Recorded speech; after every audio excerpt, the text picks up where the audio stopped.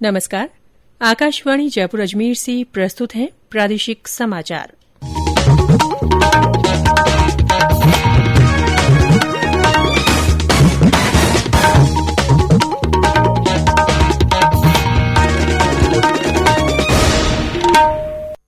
समाचारों के साथ मैं रितिका गुप्ता।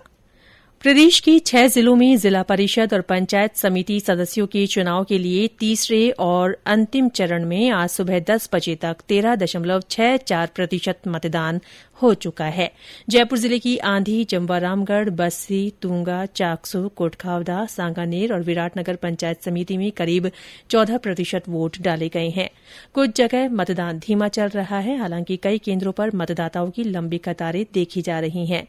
सवाईमाधोपुर जिले में भी ग्रामीण मतदाता उत्साह के साथ वोट डाल रहे हैं। मतदान के दौरान कोविड गाइडलाइन की पालना करवाई जा रही है। सुबह 7:30 बजे से शुरू हुई मतदान प्रक्रिया शाम 5:30 बजे तक चलेगी। तीनों चरणों की मतगणना 4 सितंबर को सभी संबंधित जिला मुख्यालयों पर होगी। प्रदेश में 9वीं से 12वीं कक्षा तक के स्कूलों के आज से खुलने के बाद सुबह की पारी में विद्यार्थियों को कोविड प्रोटोकॉल की पालना के साथ प्रवेश दिया गया। प्रार्थना सभा और सामूहिक खेल आयोजनों पर पूरी तरह से रोक है। विभिन्न जिलों से हमारे संवाददाताओं ने जानकारी दी कि कई महीनों के बाद स्कूल खुलने से विद्यार्थियों में उत्साह नजर आ रहा है। दोपहर की पारी में आने वाले विद्यार्थियों के लिए भी कोविड प्रोटोकॉल की पालना के पूरे प्रबंध किए गए हैं। प्रदेश के 31 जिलों में कल कोरोना संक्रमण का कोई नया मामला सामने नहीं आया। बीकानेर और जोधपुर जिलों में एक व्यक्ति में संक्रमण की पुष्टि हुई। राजधानी जयपुर में करीब 1.5 साल बाद कल किसी भी व्यक्ति में संक्रमण की पुष्टि नहीं हुई। कल इस बीमारी से 14 और लोगों के ठीक होने के साथ ही सक्रिय मामलों की संख्या घटकर 97 रह गई है। 17 जिलों में फिलहाल एक भी सक्रिय मामला नहीं है।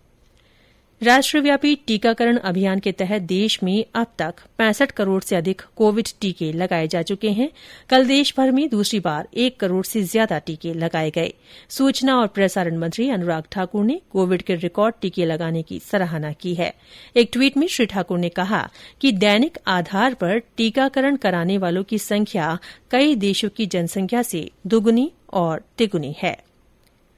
करौली जिले के कैमरी बाड़ा गांव के निवासी और जम्मू में 68 आर्म्ड रेजिमेंट के जवान शहीद वीरेंद्र खटाना का अंतिम संस्कार आज उनके पैतृक गांव में सैनिक सम्मान के साथ किया जा रहा है। मुख्यमंत्री अशोक गहलोत ने शहीद को श्रद्धांजलि अर्पित करते हुए अपने ट्वीट संदेश में शहीद के परिजनों के प्रति संवेदना व्यक्त की है। गौरतलब है कि वीरेंद्र खटाना जम्मू कश्मीर में ड्यूटी के दौरान शहीद हो गए थे।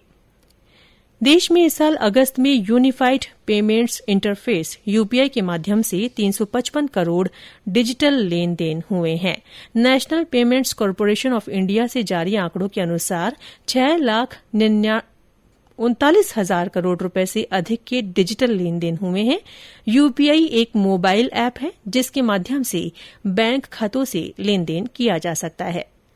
आकाशवाणी के जयपुर केंद्र में आज से हिन्दी पखवाड़े की शुरूआत हुई। पखवाड़े के दौरान कई प्रतियोगिताएं आयोजित की जाएंगी। ये पखवाड़ा हिन्दी भाषा के उपयोग को बढ़ावा देने के उद्देश्य से मनाया जाता है। प्रदेश में पिछले 24 घंटों में कई स्थानों पर भारी वर्षा दर्ज की गई है। सबसे ज्यादा 11 सेंटीमीटर बारिश अलवर जिले के मुंडावर में हुई। इसके अलावा अलवर के सोडावास और सीकर में 10-10, भरतपुर के पहाड़ी और सीकरी तथा चूरू के राजगढ़ में 9-9, चित्तौड़गढ़ के निम्बाहेड़ा, अलवर के गोविंदगढ़ और जयपुर के शाहपुरा में 7-7, दौसा के रामगढ़ पचवारा, टोंक के मालपुरा और सीकर के श्रीमाधोपुर में 6-6, झुंझुनू के पिलानी, प्रतापगढ़ के छोटी सादड़ी और नागौर के कुचामन में 5-5 सेंटीमीटर बारिश हुई। भरतपुर से हमारे संवाददाता ने बताया कि जिले में आज सुबह से ही बरसात का दौर बना हुआ है। दौसा जिले के सिकंदरा और इसके आसपास के इलाकों में आज तेज बारिश के समाचार हैं। चूरू में सुबह से ही रुक रुक कर बारिश हो रही है। मौसम विभाग ने अगले 3 दिन तक प्रदेश के ज्यादातर जिलों में मानसून के सक्रिय रहने की संभावना जताई है। इस दौरान कुछ स्थानों पर भारी वर्षा भी हो सकती है। और अंत में कोरोना जागरूकता संदेश।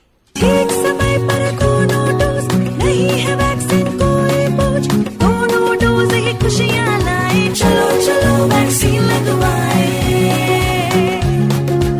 अफवाहों पर वैक्सीन से जुड़े अपप्रचार को कोई हवा न मिले। देश और दुनिया के अनेक स्वार्थी तत्व हमारे इस अभियान में रुकावट डालने की कोशिश कर सकते हैं, ऐसी हर कोशिश को देश के हर नागरिक तक सही जानकारी पहुंचाकर हमें नाकाम करना है। इसी के साथ प्रादेशिक समाचार बुलेटिन समाप्त हुआ। हमारा अगला बुलेटिन राजस्थानी में दोपहर 3 बजे प्रसारित होगा। नमस्कार।